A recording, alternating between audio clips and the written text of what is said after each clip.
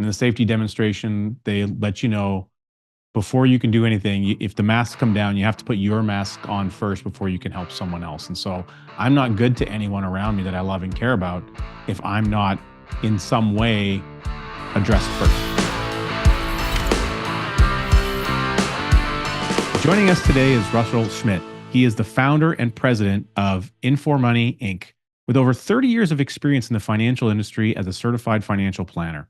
Russell has an extensive background in both education. He was a teacher and as the dean of an internationally respected Sheridan College. Russell became the first associate coach in the strategic coach program created by Dan Sullivan, and he has coached workshops for 30 years. In fact, that's how I got to meet Russell, and I'm so excited about our conversation today. He's committed to lifelong learning. He inspires families and entrepreneurs to realize their unlimited potential, much in alignment with our show that we have here.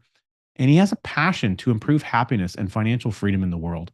Welcome to the show, Russell. I'm so happy to have you here. We're going to have a great journey talking about inner purpose and outer purpose, the power of walking away from things, the power of reflection in our life and why it plays an important role, and how do we overcome a lifetime of conditioning.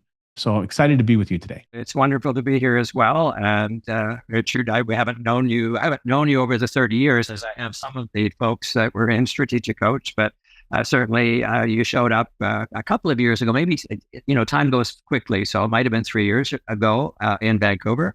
And definitely you were a standout in the group. And I'm just really grateful to be in your presence today. One of the reasons I was excited about having you on the program is, you've had a breadth of experience in life, not just in the financial services industry, but business is a business, and you've met with people over 30 years of coaching in all areas of businesses of all different kinds and types. And you've seen and witnessed things happen and transpire for them as they go through different levels and layers of their business career. Where do we need to look at a challenge that we're faced with and recognize first the challenge is there, and how do we get on the other side of it? So from your vantage point, where should we begin?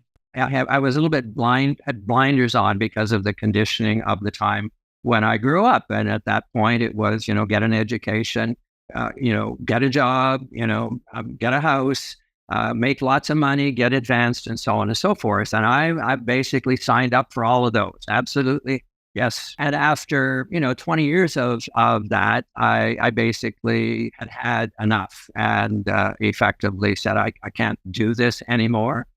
And so I started, I left I had left the education business that I was involved with. And that was about the time when I became an entrepreneur as well. So those kind of coincided. And I would say that that's the point when insight started to grow. And what was happening for me was the disparity between what I'm calling outer purpose, which is about money. It's about status. It's about possessions, and all of that was true. And I was very attached to that. And it was not satisfying at all at that. If people looked at me from the outside, they'd say, "What's wrong with you? You've got everything." And in my view, I had nothing. Something was wrong. Something was wrong about what was going on. And so, I started to, build an awareness of things and, learning.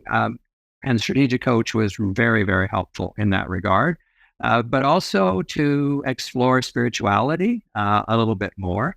And so I really learned about inner purpose. And the best way to think about that, or one of the best ways of thinking about that, can be through the notion of values. And so I did think to bring some, a copy of some values. You just want to bring up that slide. So I've always, been interested in values and did values, but they tended to be just words for me. And when I did this particular exercise, those words came alive and they were real in terms of who I am, and who I am is related to my inner purpose. And so if I look at the value of integrity, and I'll just read it to you, to adhere to a practice of honesty, and that's honesty outside and it's honesty with yourself, and of having your outer world reflect your inner world to be what you seem to be. And that was the piece that was missing. So there was a misalignment of my outer world and what my inner world was. And that started to become more in alignment, and particularly as an entrepreneur, and being willing to walk away from things that weren't in alignment and to walk towards things that were in alignment, to the point where there is that synchronicity. And then things started to go so much better than they had in the first half. The first 40 years was following someone else's or the world's idea of what life should be like. Absolutely. Subscribing to the world and the pressures of get a good education, get a job, get a high paying job, move up the corporate or the ladder. And in your case, it was from a teaching standpoint. You were a teacher in the beginning, yes, yeah. And then traversing that ladder, the family, the house, all the things that supposedly are supposed to create the happiness that we've been told, and then finding that there's some mismatch to the happiness that you were hoping for, and something was out of alignment. And it was this integrity piece that once you were in a position where you could look back and say, what's missing, what's going on, you could start to investigate and go through some of the details to figure, okay, here's the missing component that I need to really work on. And that prompted the next transition of your life. Am I on track? Right. Yes. And I think the thing to do is the cues. What are the cues? What are the things that I could have been more aware of, rather than getting to the point where, okay, it's time to leave, and I walk away and I create some risk, for my family and for myself. And luckily, one of the other values I have, I suppose, or strength from that particular perspective, is self-assurance. So that helped a lot, being able to do that. And I would say the other thing that was right up there top as well was my wife, Sharon. She always had my back, and man, that was just so valuable to know that you had that particular support. It was just to pay attention, be aware, what's going on. There's something here that's not working. What is it? And then to see if you can find it, as opposed to more or less cutting yourself, off at the knees, possibly. And that's, I think, what I spent a lot of time on what I didn't want to do. And I know that's a constant thing that, we find in the world, is people are really, really good at telling themselves what they don't want to do, and perhaps less so in terms of what they do want to do. And so that was the transition when I got that, not necessarily, full awareness, but I got it at some level enough that I was willing to, to take the risk and make a change and, experiment is kind of how it worked out for me.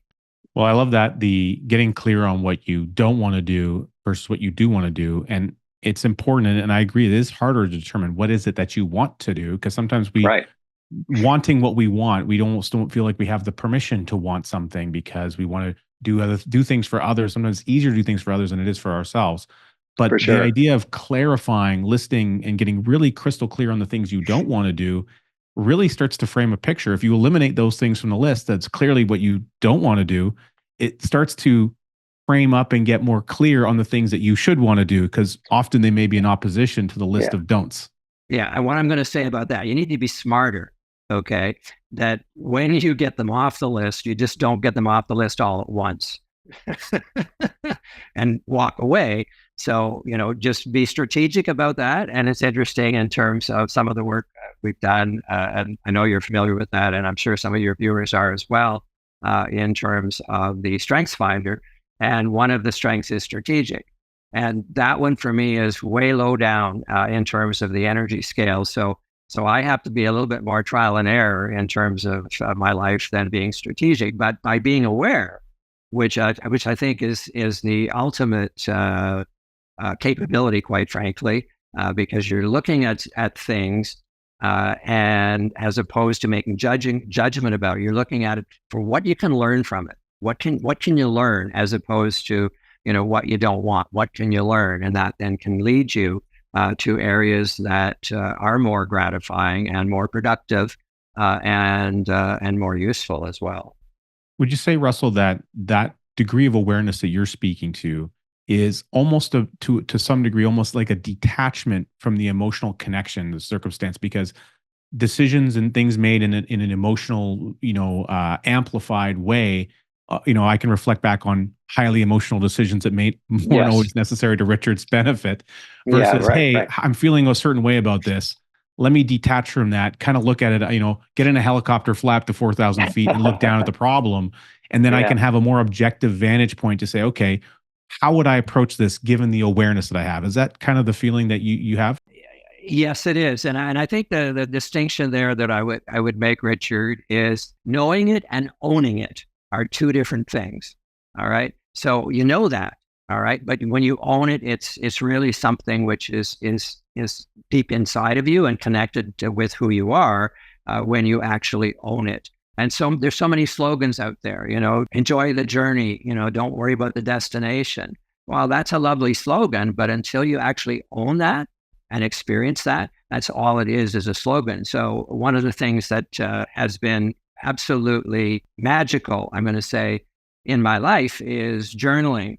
And it's very fascinating that on the back of this card that I just showed you on integrity, get to know your inner world more deeply through journaling and regular reflection. Like, what? Like, how did they know? How did they know that? Right? It took me a long time, and there it is on this damn card. That it actually tells you what that is really about. So the journaling is really the way that I talk to myself. And one of the things I did in my journal is for probably several weeks, I talked to myself about awareness. And so that then became something that was a word to something that I owned. And it is about looking at things as they are without putting stories on them and judgments and all those kinds of things. Amazing. And after these messages, we're going to be back with Russell to hear more about the many times he's made a transition in his life based on that new level of awareness.